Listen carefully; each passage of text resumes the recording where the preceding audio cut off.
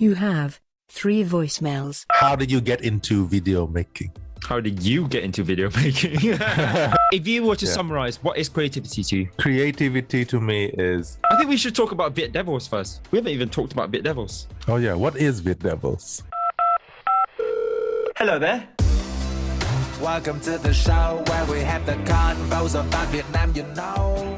Hello there and welcome to Convo Comrades, a conversation with the community about Vietnam. We are in the second episode of Topical 2, where Long and I discovered and discussed more about creativity, the creative process, and what's it like to create something.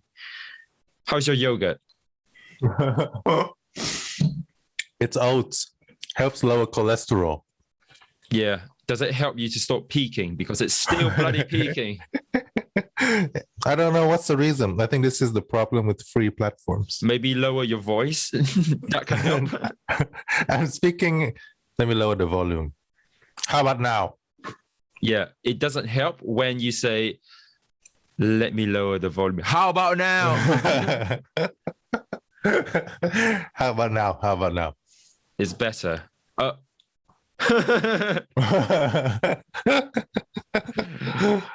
Okay, let's begin. What is there to talk about creativity? Well, you were going to ask me about video making.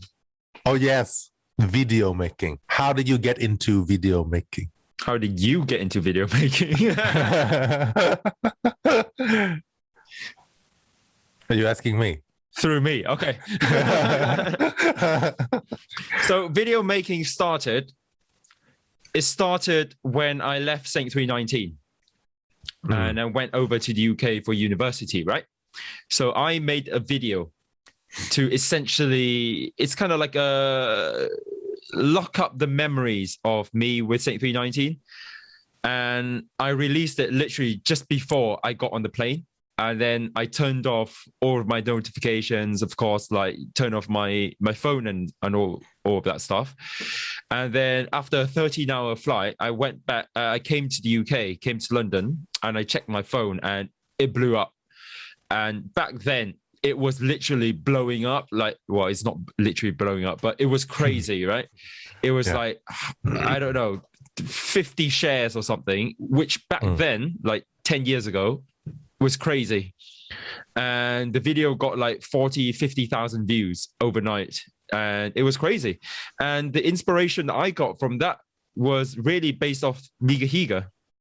So I watched a lot of Nigahiga videos and I was really inspired in how the way he made his videos and the jokes that he makes through videography. So that's how it started.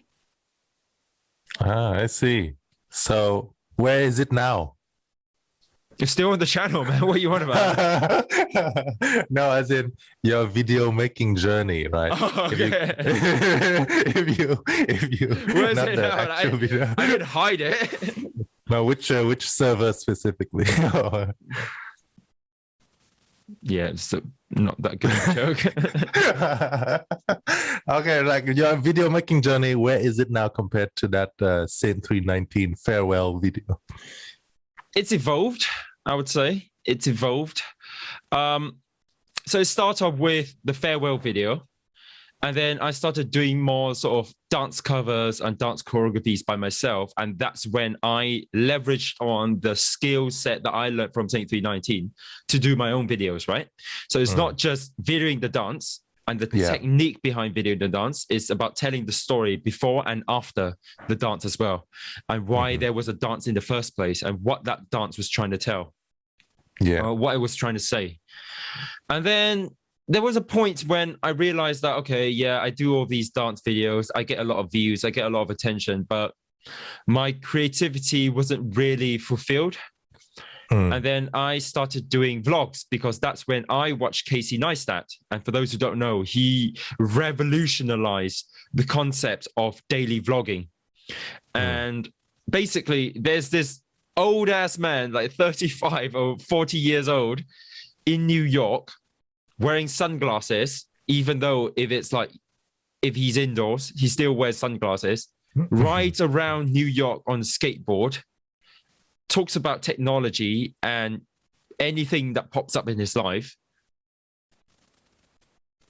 And it's just something about it is just so attractive, and it makes people get sucked up and they want to consume the content.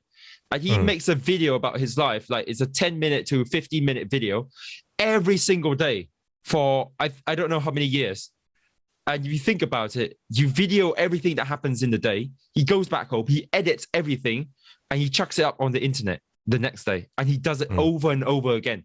He didn't miss one single day. And it was absolutely crazy. Of course, he went viral. He's got like 4 to 5 million subscribers or something, at least 3 million, if I remember correctly. And it just revolutionized the format of daily vlogging. And people in the past, they were like, what the hell? Why would they care about someone's life on a daily basis? Yeah. But then he made it, and then so many other influencers and even celebrities started doing daily vlogging. Yeah. And that inspired me to start to do vlogging, right? So aside from just doing choreographies, I started to think about, okay, why don't I just tell aspects of my life? And the first event or first instance where I tried that format, do you know when? When? It was our Euro trip 2016. That was generally the first time. We went to Slovenia, we went to Czech Republic, we went to all of these places, and it was just me, you, Mango, and Lan, right? The 4 of us. And that's when I got tricked, and I think they scammed me when we were exchanging money in Czech Republic as well. Yeah. So a lot of funny, interesting stories then. But Euro 2016, that was the first time when I actually tried just vlogging and telling stories of each day and how it happened throughout the course of, I think, a week and a half to 2 weeks. Yeah. My channel did terribly from then onwards. Okay. Because the audience, they were accustomed, and the subscribers, they were geared and they were programmed to watch dance choreographies and dances. Yeah. But this guy is just telling his life story and his trips in Europe. And honestly, I raised my hand. I admit that, it wasn't the best. I could have done better. The way I told the story, the way I edit the videos, there was definitely no cinematic segments, all of that stuff. None of that was in there. But I just wanted to do something different because I kind of felt that I conquered the world of dancing, and I knew the formula to get the views. Yeah. And it didn't intellectually and creatively fulfilled me anymore. So that's why I made the switch. Yeah. And you're talking about way in the past. So of course, now in the present, there are things we could do better. But you mentioned like a cinematic segment, right? That's in your formula now of vlogging. Yep. But Casey Neistat doesn't have that. So I'd say, right? He doesn't have, I don't watch Casey Neistat. Exactly. But it's still very... his style is very different. Attractive. So yeah. And where did you get this cinematic segment influence from? Okay, so it goes to the next phase of my YouTube live. So whereas, then I did like all of that, my year, I'm sorry. And then I started doing my year 2018. Now that's when it changed a lot. And my year 2018, it's really, Sam Coder was the next influence in my life. So it was Saint 319, dance covers, then it became choreographers in the West, and then it became Casey Neistat, and now we introduced Sam Coder. And for those who don't know, Sam Coder is probably one of the best, if not the best, travel and lifestyle YouTubers on YouTube. His work is absolutely amazing, and he made a name for himself, and his style is based off his cinematic travel movies. And the most famous one and the most well-known one and the one that really actually developed this whole new genre of travel cinematic films is My Year 2016. And when I watched that, I remember I was like absolutely mind blown because I heard Sam Coder multiple times. People mention it, people whom I follow, right? And people just say Sam's work is great. I watched some of his videos in the past. I wasn't really intrigued, to be honest. It didn't really inspire me that much. But then when I watched My Year 2016, I realized, okay, he's the real deal.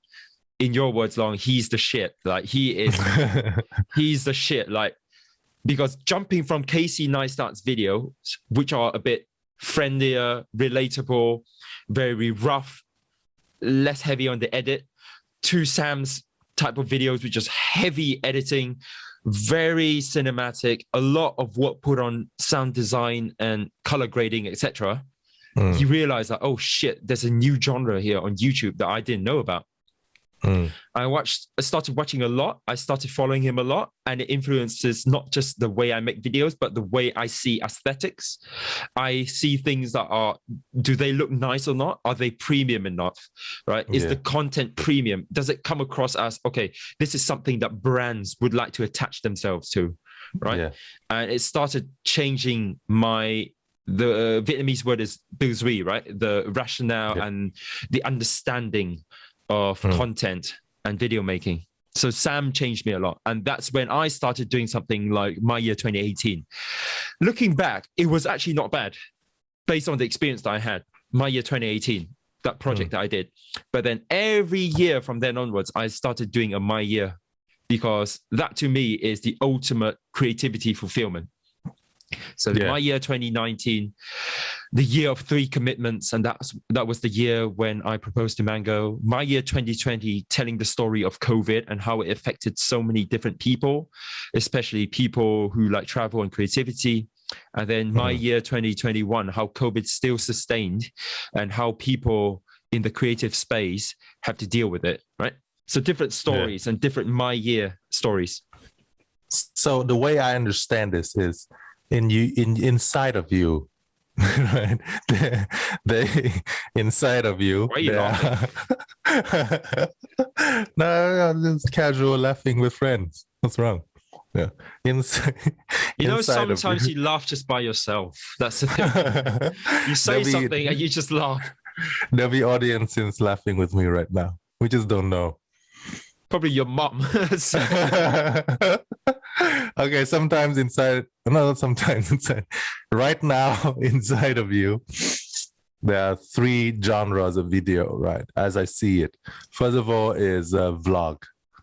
Relatable, daily influence from Casey Neistat. Okay, and then comes Samco, the cinematic segment into it, and now your vlog transformed from just purely relatable to relatable combined with cinematic. And your My Year is full-on cinematic with storytelling in the background. Sort of. Oh my god, peeking. Oh my god. Oh. Don't Jesus. Laugh, man. And when you laugh like this. Exactly. It's easy on the ear. I would say I get the showmanship and the theatricals from dance. I get the relatable storytelling and the casualness and the friendliness from Casey Neistat. And I get the visuals and the cinematic from Sam. And all 3 at the moment, you put it together. That's why at the moment I'm getting the attention that I'm getting for my Manchester United videos. And now we go to the next phase, which is Manchester United. So for those who don't know, my channel at the moment is blowing up. And it's really based off the content that I'm making regarding Manchester United and the match day experience at Man United. Now, I didn't know it was going to blow up this much until I released a video of Ronaldo coming back to United and he's scoring at the final minute in a Champions League match that won us the game. And the feeling was astronomical. And I just wanted to make a vlog about it. Okay, so I'll make a vlog, right? Yeah. I put together the storytelling aspect. I put together the cinematic aspects in certain areas of the vlog, where it shows the grandeur, the magnificence of Manchester United and Old Trafford. But I also put together, you know, the storytelling and the casualness and the relatability of what it's like to go into a match and experience it. Yeah. And then coupled with that, in terms of the showmanship of when to draw focus on, which segments or which areas to focus on, and which are the segments that are more of, okay, it's a process segment, I'm walking from A to B, right? So it doesn't need to have that much focus. So that's the thing that I get from dance or when I'm choreographing, right? So all of that combined together, coupled with the fact that it's good editing that I learned from Sam, etc. as well, all of that is just the formula for success. Because someone in Vietnam at the moment, I only realize this now, that they love Man United so much, but they would not have, at least in the next 5 years or so, in the short term, they wouldn't have the ability and the resources to go to the UK and see it live.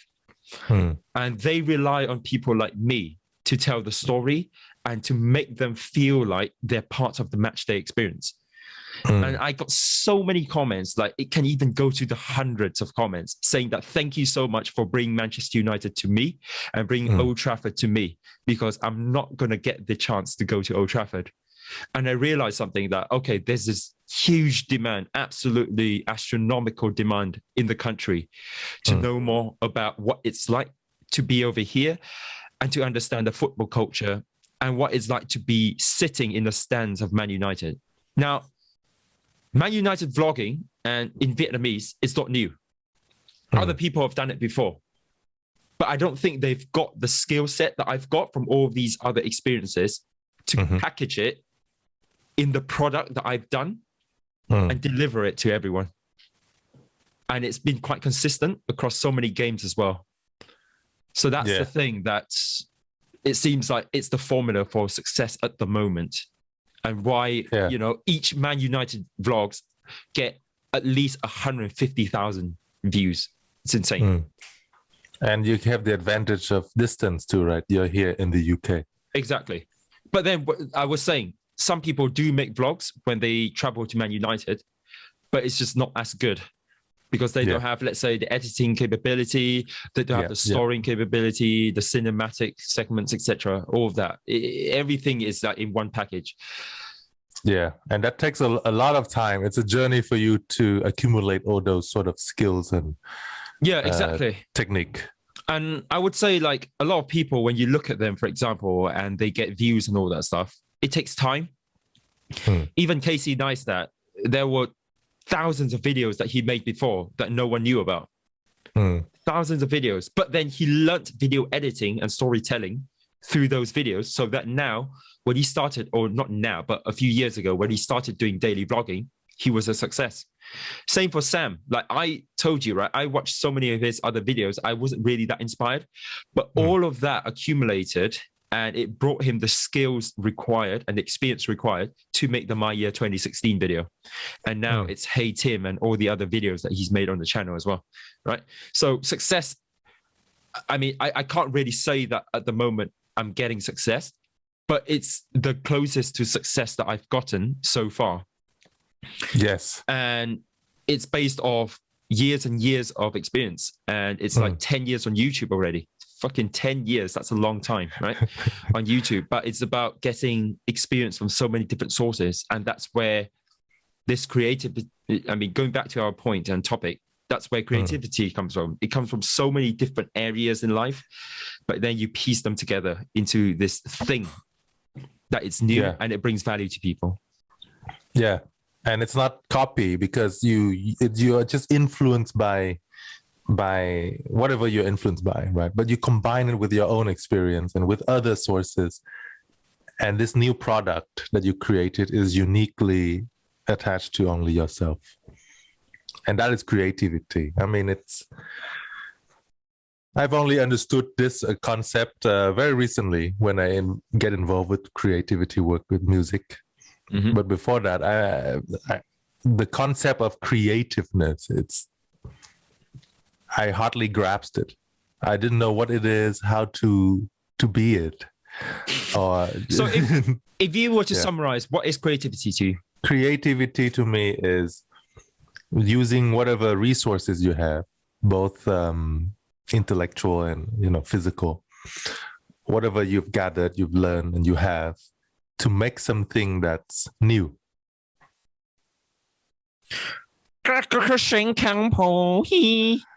Okay, what I've just uttered out is new. Is that creativity? I think so, yeah. Oh, wait. No, that's not creativity. That's bullshit. That's a load of crap. No, I think but creativity is what you said. Yeah. Sorry, you were saying?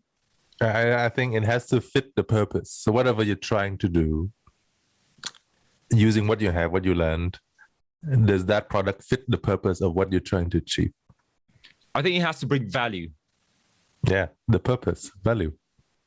Yeah. So, My purpose is to bring value.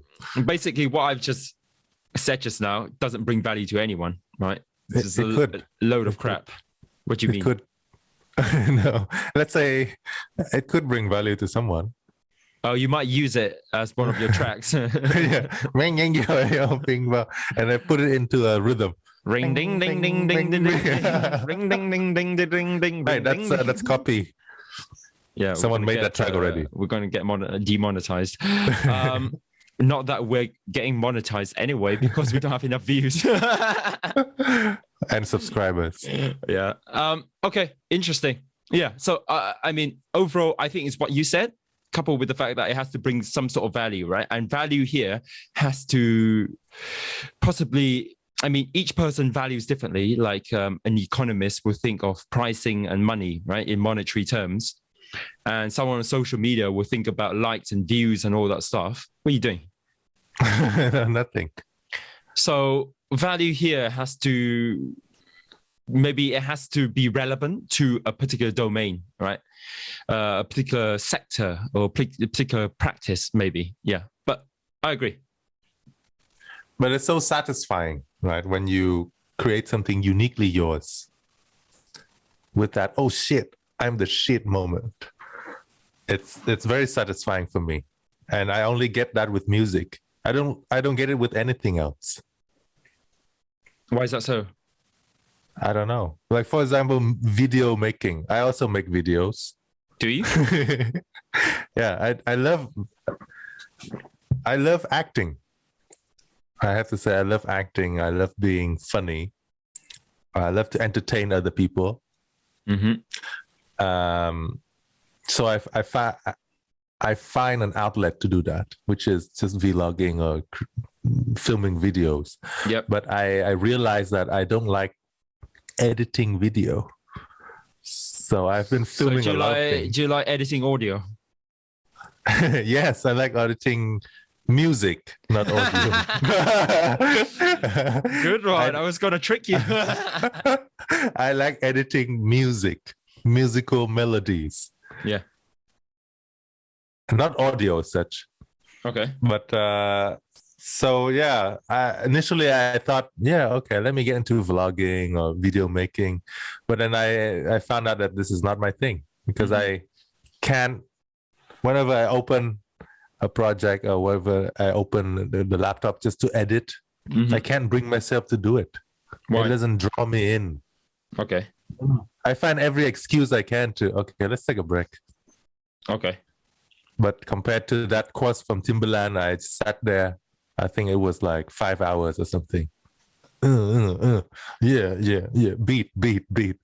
Same with music. I could be there experimenting. This sound, that sound, this arrangement. So you can sit there for like 6 hours straight and it's completely fine. Yes, and it's completely fine. But with video editing, I find the process of, okay, what did I film? Or okay, what should I do for my storytelling? What's my story? I find the process not that interesting. Okay. And so I couldn't stick with it. Then. Yeah. Yeah, I couldn't stick with it. I understand the process, but it doesn't motivate me to do it.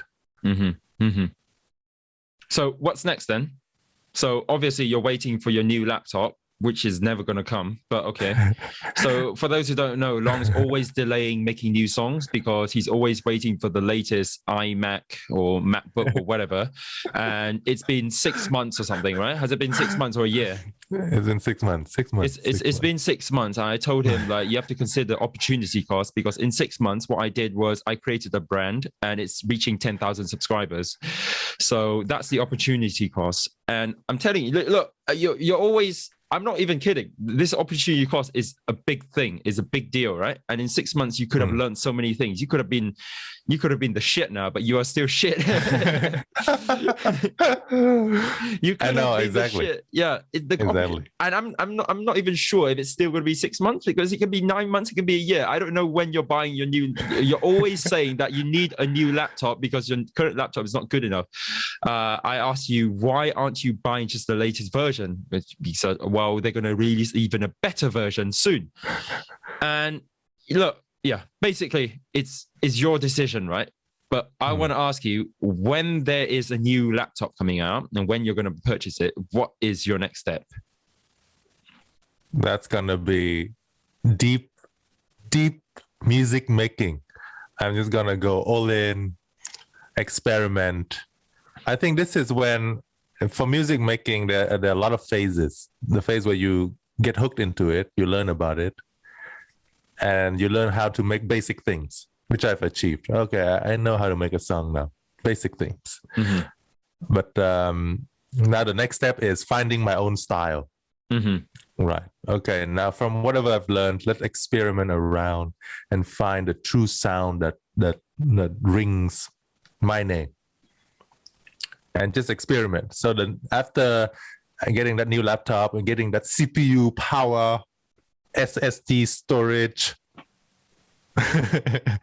I'm gonna just go in, make a lot of music that's gonna be experimental, and hope that in that process I'm gonna find my style, and hope that there's gonna be a song in particular that hits millions of people, my name rise up.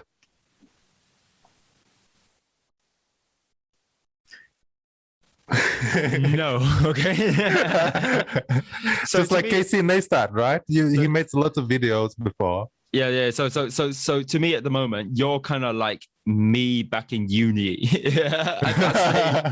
So I'm still experimenting, trying to understand what's going on. Okay, so tell me, in 5 years' time, what do you look like ideally? What's your ideal state? Ideally, yeah. Ideal state. Yes. I think I made that clear. My dream state would be I would be making music full time. Yeah. Right? I could be... well, your wife's mother is going to spit on that. But if it make millions, right? No one's going to say anything against that. Yeah. They will say something if I'm doing this and not making any money. Yeah. So... as sad as it may sound, right? Money is always the gauge of success for whatever you do. Unless you already have a lot of money, then you just don't care what people say. Can you stick to the question, please? I'm a politician. What was the question? Ideal state. Yes. Making music full time. That's it. I have my own studio with my expensive gear and equipment, where I update my MacBook every year.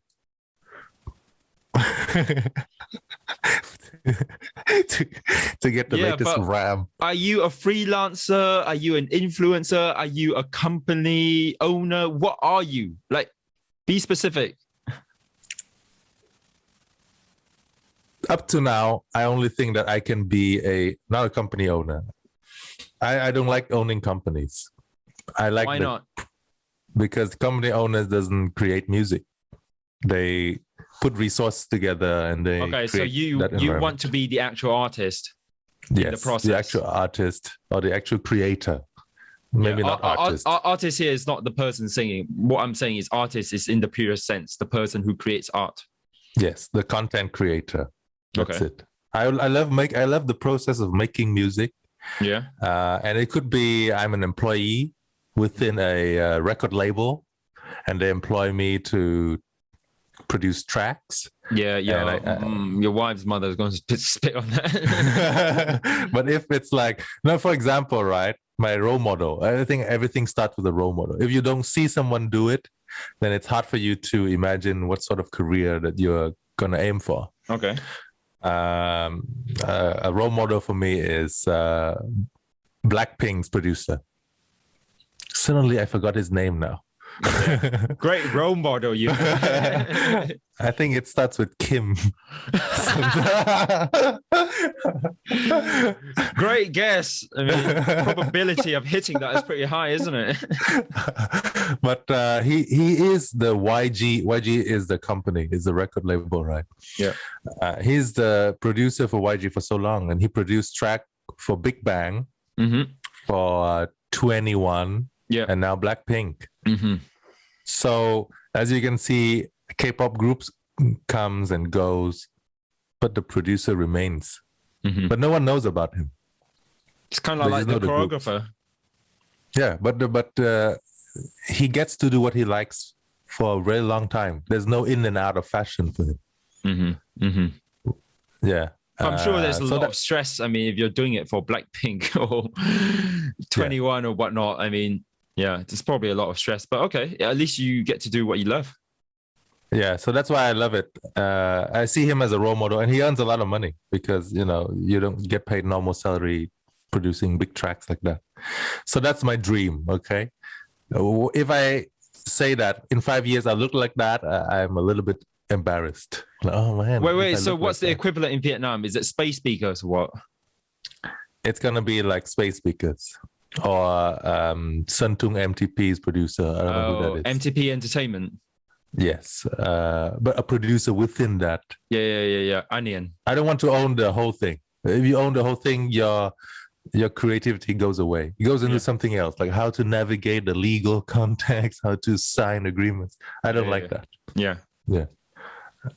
So that 5 years producing music full time, probably an employee of some major record label.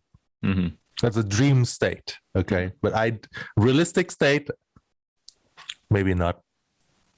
Why is that so long? There are, like you mentioned, right? There are lots of pull factors. No, pressure pull, not even opportunity cost, like other things you could be doing, but pressure telling you to do other things. Yeah, for example? Married now. Oh, congratulations. That's how long we've been away from the podcast. Long's gotten married. Oh, yes, I got married over Christmas. Thank you guys for listening and being part of this process. I don't think many people listen to this anyways. Just us. Just me when I edit. Thank you, Long. Yeah, you're doing a good job editing. So I got married. Can you like use your own YouTube account and then comment on it? Congratulations, Long, on your wedding, and also for editing this podcast. Yeah. But as I said, with marriage comes responsibilities. Yeah. For example, now you're not just one person. You're a team with someone else. Oh, really? So you haven't been a team for the past 7 years? No, not legally, but spiritually, I think that we're a team. But now legally, and then it's a realization point. Like, oh, shit. Can't be just playing around now. I have to generate dollars. What is wrong with you when you say the word dollars? Dollars, okay? And soon we'll be having kids. It'll be really funny if you say you have to generate dongs.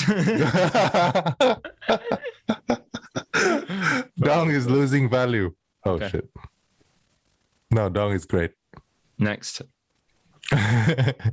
So, pressure, you see. And I don't know. Everything is okay here in the UK, but I have a feeling if we move back to Vietnam, there'll be lots of other pressure points. For example, Relatives commenting on, oh, what's this guy doing? Making some sort of trash beats at home. piss off. That's what you say. No. Piss off. Right? So no, the more that happens, the more people talk like that. And it's just, and coupled with the fact that your music, let's say my music, doesn't have any positive feedback. It doesn't hit millions. It might hit one day, but the longer that process is and the more people who talk, oh yeah, he's shit, he's doing nothing, it plays with your minds, and then you start to give up. I mean, I told Long that he should be making tracks for Viet Devils, just a couple of tracks, and that will propel him to success so much quicker, but he's not buying it. I'm buying it. I'm just waiting for my new Mac. And then I told him by then Viet Devils would have 100,000 subscribers, and he would have to pay to actually have his beats be on our platform. Unless my channel propels to 200,000. Yeah, okay. And then story, I can be. But yeah, that's my ideal state. Okay, let's talk about you. What's your ideal state? Peking, goddammit. What is wrong with you? What's your ideal state? What's your ideal state? I think we should talk about Viet Devils first. We haven't even talked about Viet Devils. Oh yeah, what is Viet Devils? So, yes, we've been away from the podcast for way too long because Long got married. And I basically founded a new brand.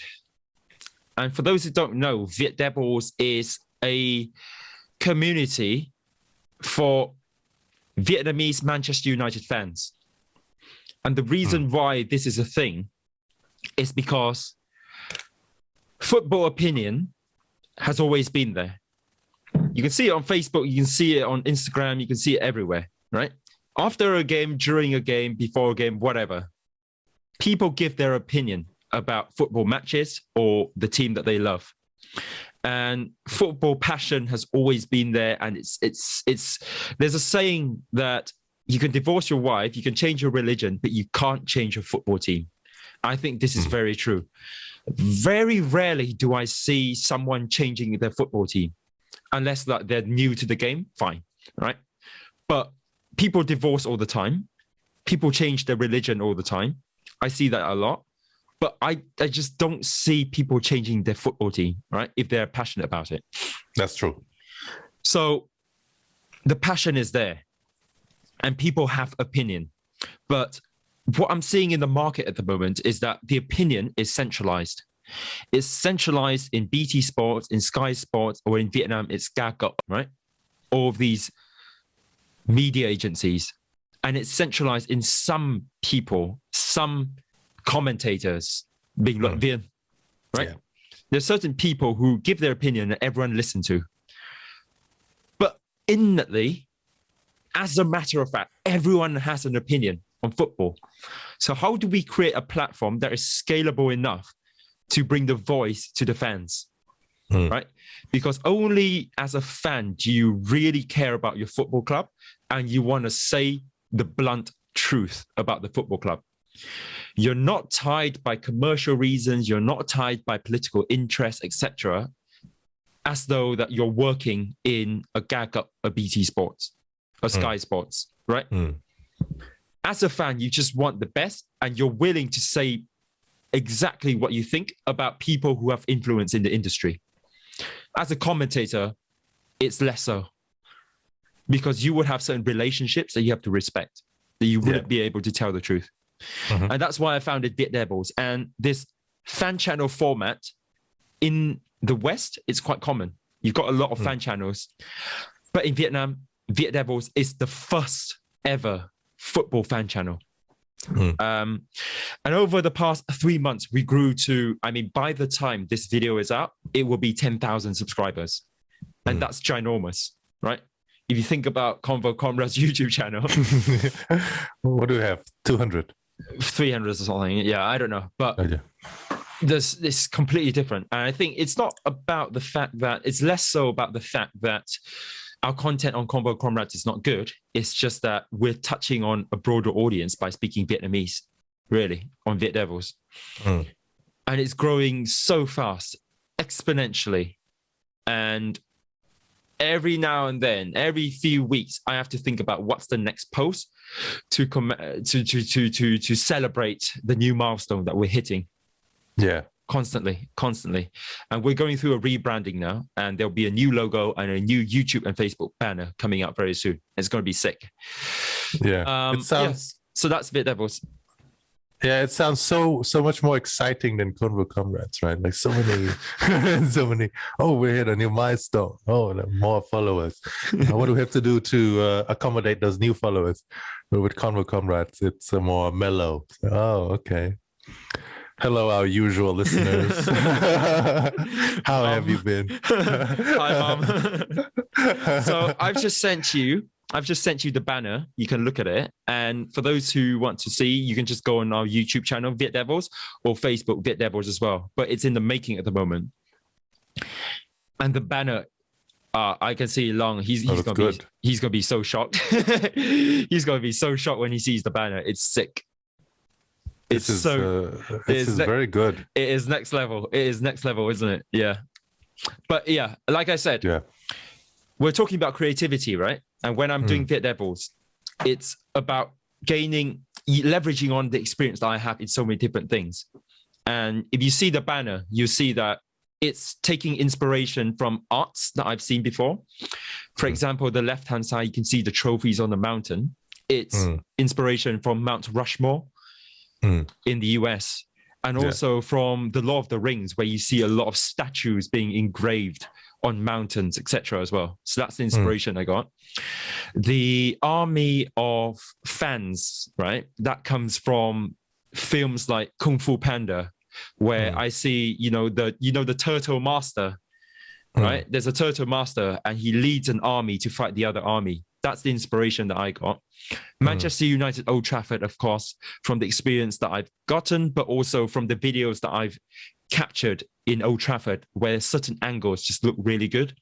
And of course, the mascot itself, Viet Devils, it comes from just my ability to draw cartoons when I was a kid, right? Yeah. And combining with the Vietnam element and the devil element together to create that Viet Devil mascot.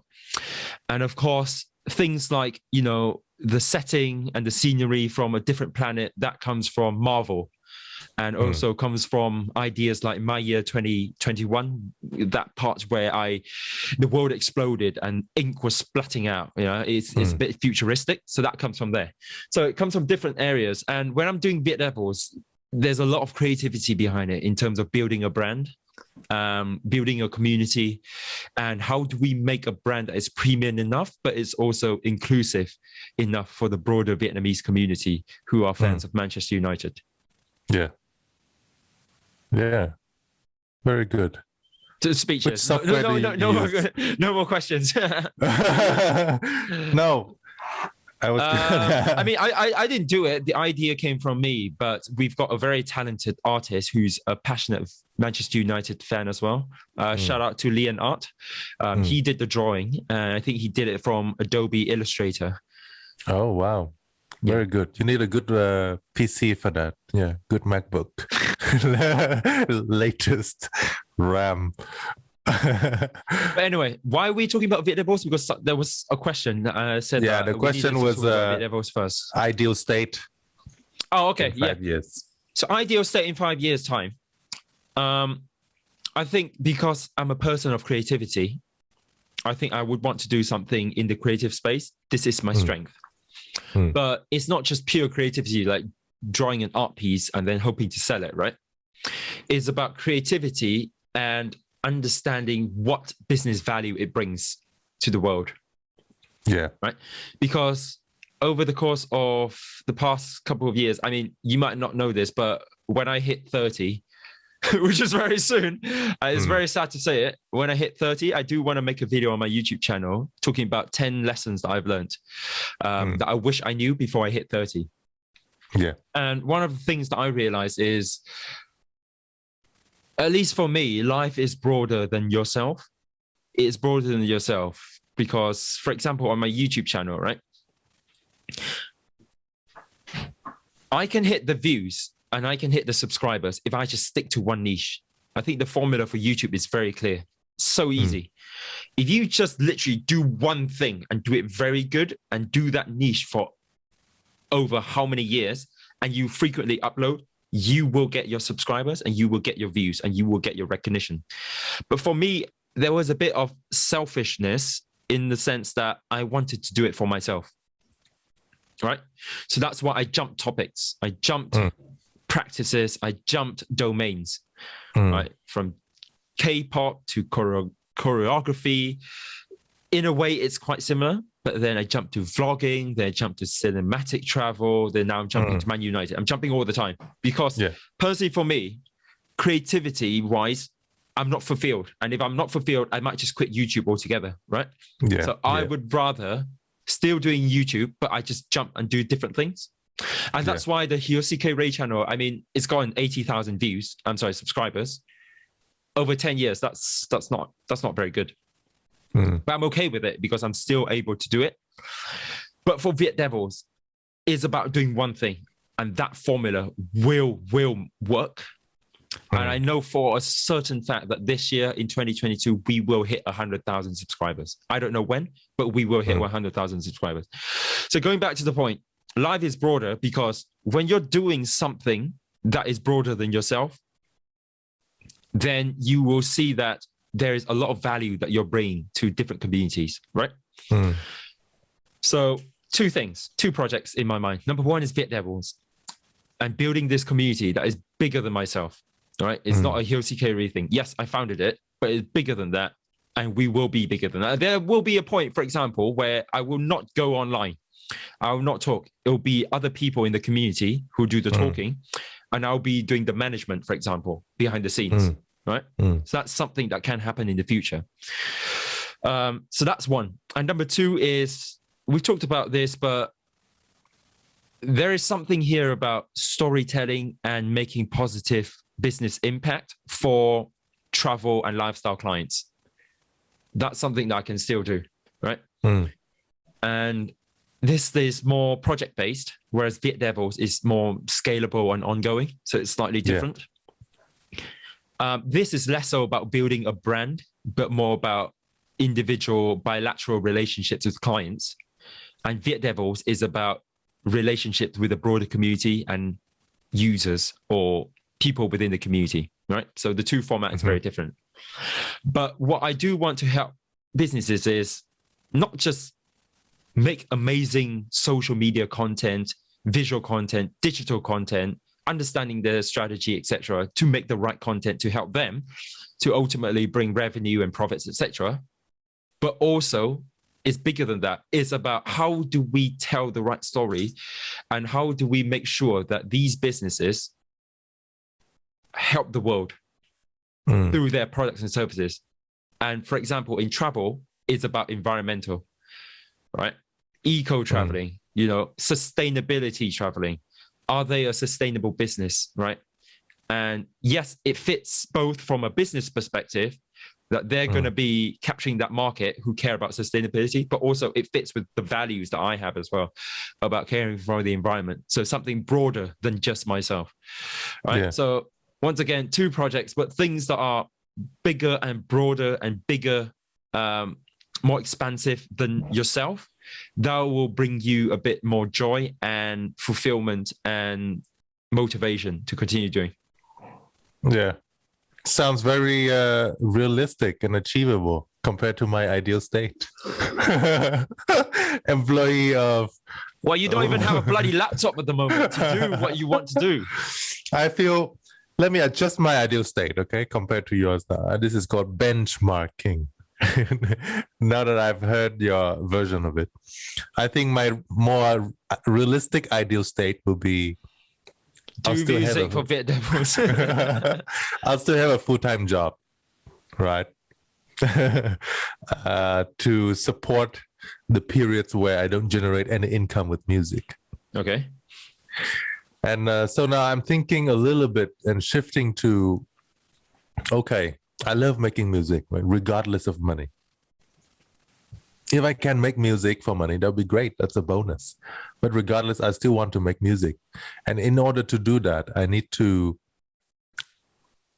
sustain myself financially somehow. So my focus has been switching from, okay, let's do music, let's be smart, let's be consistent, and hope one day I will hit big and make a lot of money, to let's find ways to make money to sustain myself so I could be doing music carefree.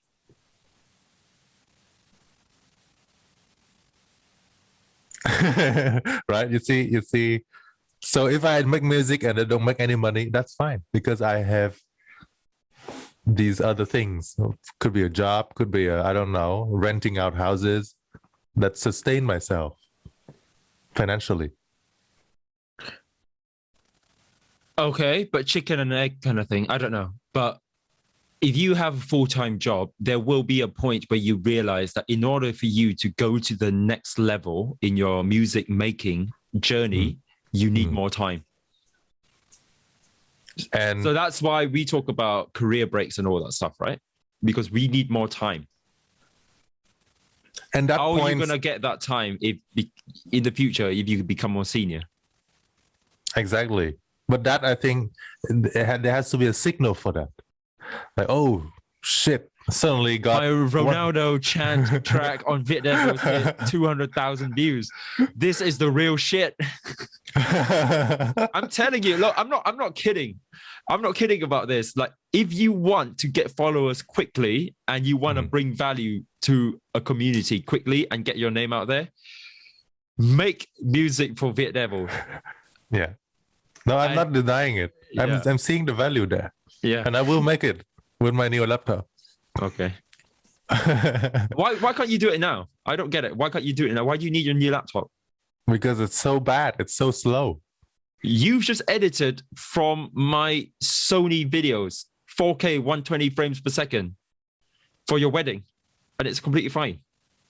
I have to like shuffle all my storage out temporarily. Yeah. So it can look, what I'm saying is for that video, it can be done, right? You probably had a lot of pressure from Lan or Lan's mother, I don't know, in order to make that video. So with enough pressure, you can do it. What I'm saying is now, if you're waiting for a few more months, it's opportunity cost. It's better to start now, like do it now. Don't delay, don't postpone. I understand your point. What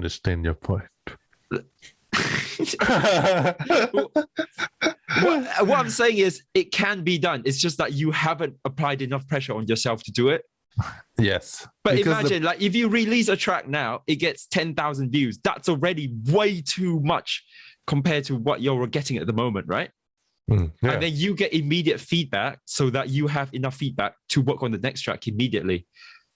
It's not something that you can just drop a track and it gets 1 million views. It takes time. And so you have to you need to utilize the time now. You're delaying too much, man. That's I understand. I know it. But this editing the video with your 4K footage has been painful because it's been so slow. I've been waiting. It's buffering. It's loading, and it was okay. But what I'm saying is, because you haven't seen the results of the labor yet. Because your video, I'm sorry, it probably got 100 or 200 views, right? Yes, it's great, it's beautiful, etc. And we all watch it and it was amazing. But there's a different sense of achievement when you're releasing something to a community of 10,000 people. And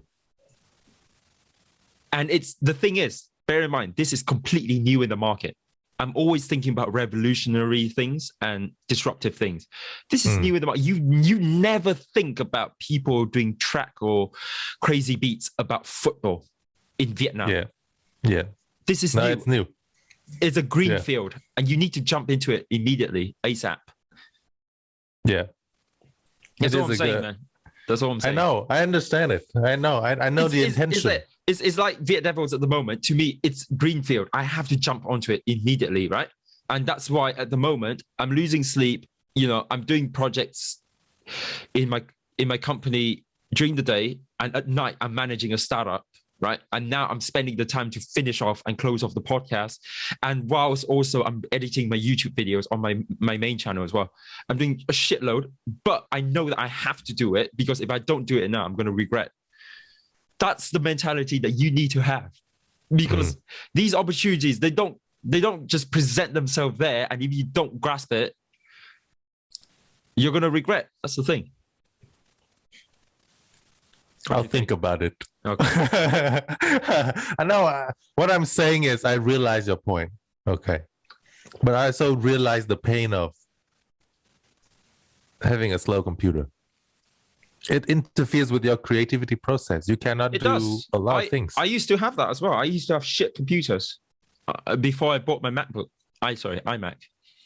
Yeah, and it makes the process less enjoyable.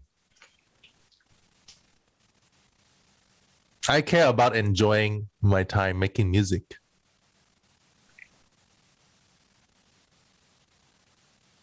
You're trying to get too many things.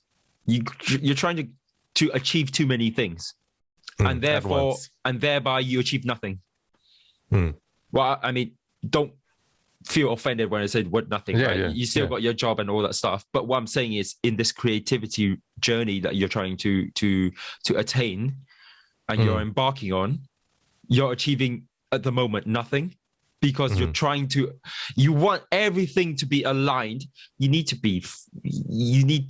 have the right gear. You need to feel creative, inspired. You need to make music in the right area, not football. You need to enjoy the process. Like, you're trying to achieve too many things and thereby achieving nothing. Yeah. I'm so blunt, but that's how I see it. And it is true. Barney's going to listen to this, and Barney's going to say that is exactly how I am, right? Because I had a 2-hour call with Barney just a few days ago about the direction of what he wants to do in the future. And I was the exact same. I gave him the exact same message. He was trying to achieve too many things, right? Whereas at the moment in front of him, there's an opportunity there that he could grasp, but he's just saying, oh, but I kind of feel like I want to do this as well in terms of my own personal, emotional, motivation-wise, etc. I understand that, but you can do that once you've achieved the bare minimum first.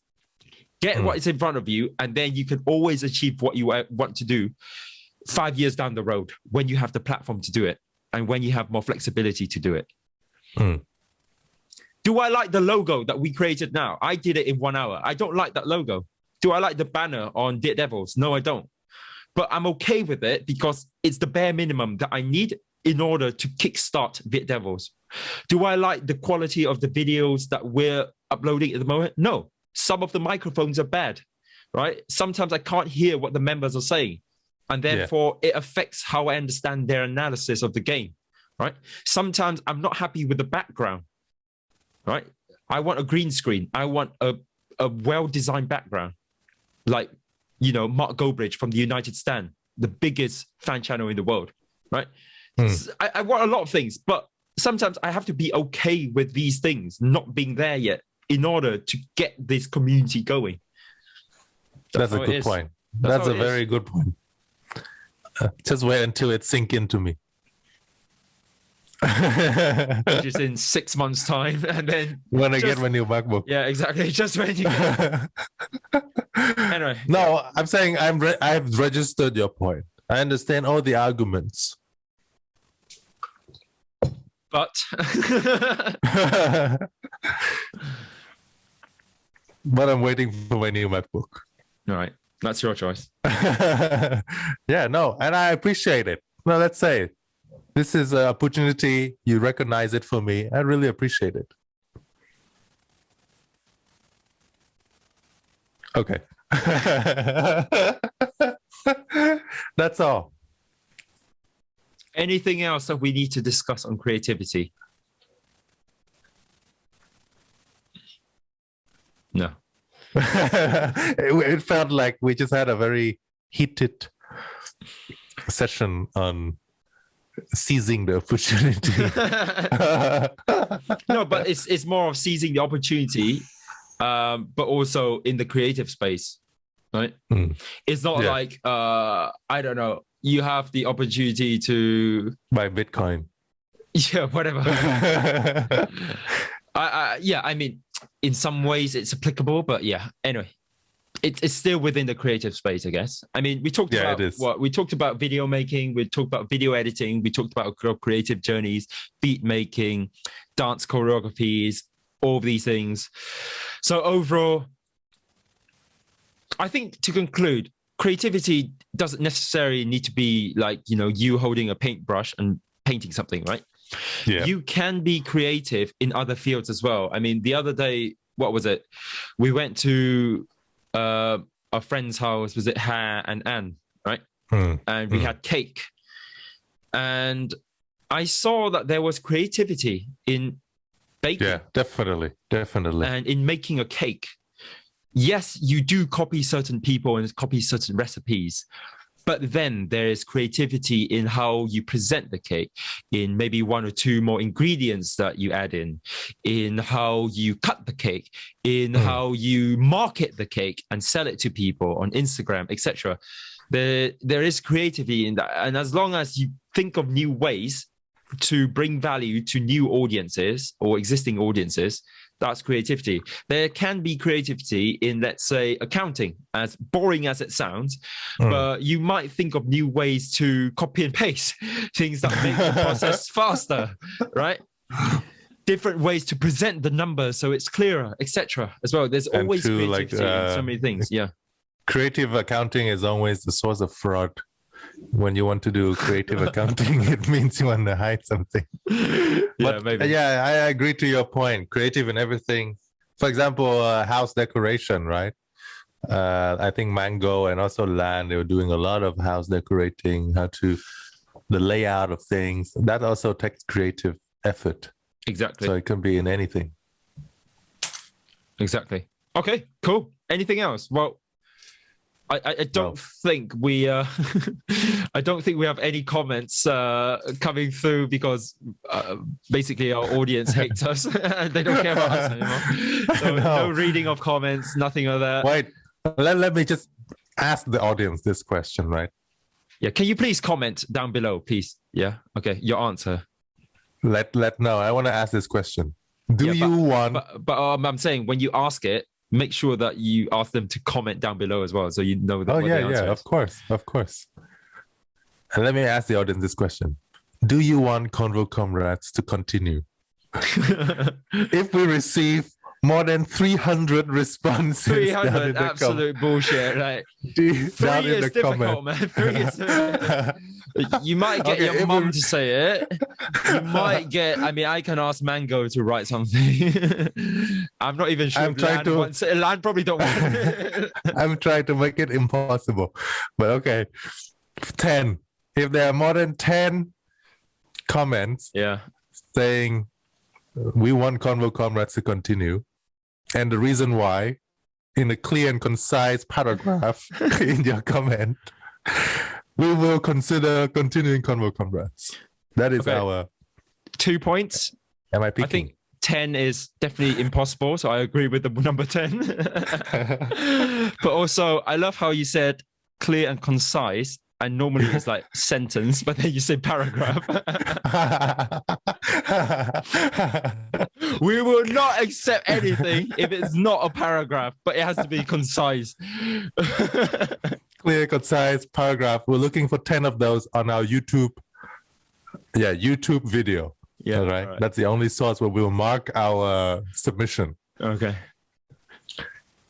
Okay, then let's see who will get out. It's not going to happen, man. All right, well, thank you everyone so much. It's been an absolute pleasure, but we still have 2 more episodes. The next episode is with our golden guest, Quyen. I think we recorded it before Christmas. No, we recorded it in October. And we said that we would release it in Christmas. So he's probably like, bloody waste of my time. 3 hours of my time. No, it's super interesting. So I have been editing that. I need to finish it though. Yeah, exactly. So that's that. Can we take a screenshot of this for Facebook? Let's do something funny. You're gonna take the screenshot, right? Yeah, I'm doing the screenshot. Okay, we got the screenshot. All right, thanks everyone. Tune in to the next episode. Bye bye. That's it. Bye.